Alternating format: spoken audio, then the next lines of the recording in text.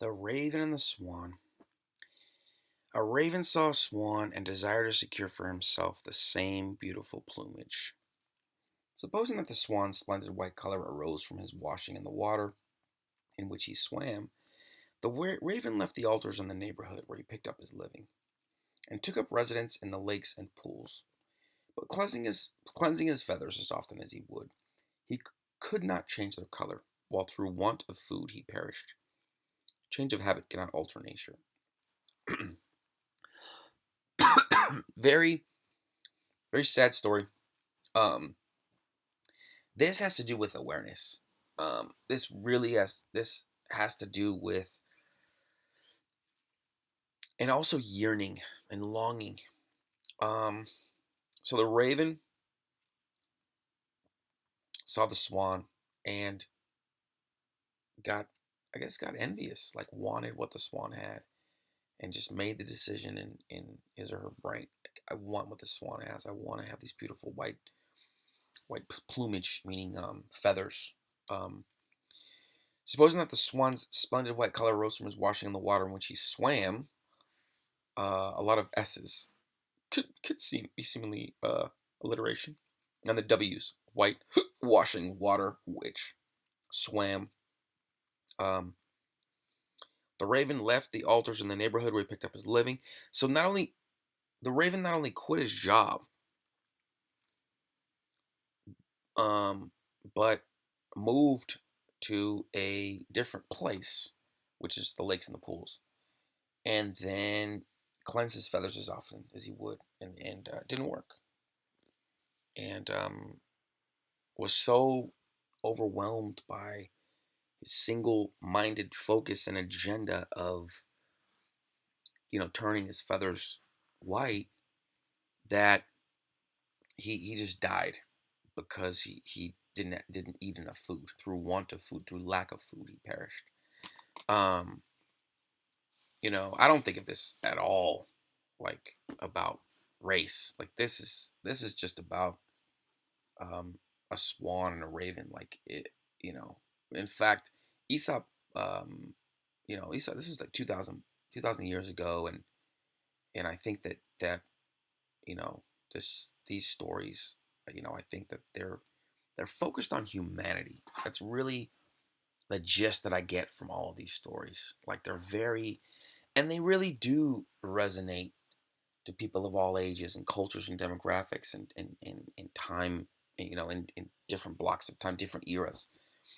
Um, and it doesn't occupy itself with things such as race. I don't even think it really gets too involved with class or gender.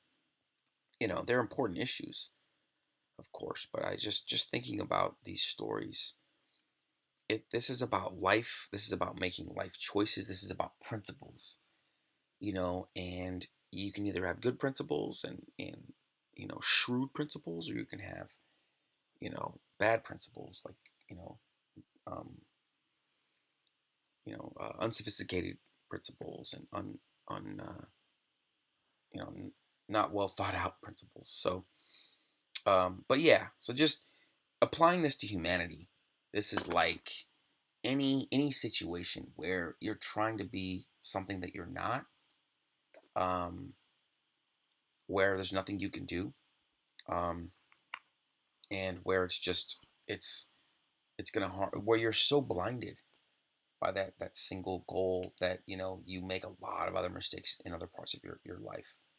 Um, and so this is really important. It tells you to be careful when it comes to what you want, and seeing, especially seeing what someone else has. Like I think envy is and jealousy are just really ugly adult emotions. Really ugly adult emotions.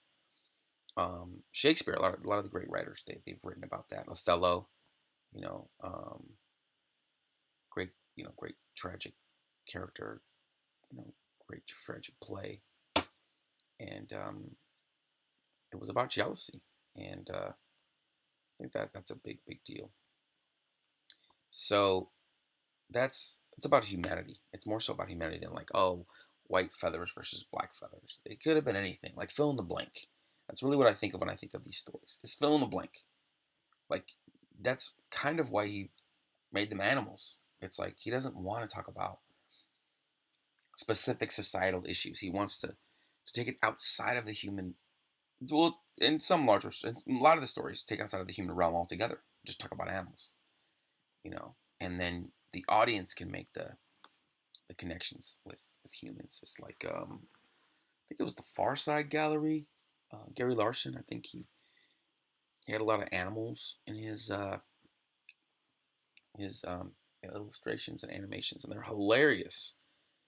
And I think a lot of the great animators, use animals, um, because you can make the leap to humanity, and then you can make the leap, to certain specific issues. So yeah, I think this is just about seeing something that you want. It could be anything, and then even though it's gonna make you something that you're not, or it's gonna be an impossibility. It's like impossible.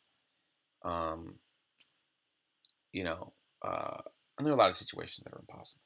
So I'm not gonna just outline any, but any impossible situation where it stems from envy. Here it stems from envy, um, and you're trying to change into something that you're not, that you're never gonna be, and so a lot of times, if you throw good judgment out the window and throw good common sense and good decision making out of the window, then bad things can happen. So the Raven and the Swan, change of habit cannot alter nature.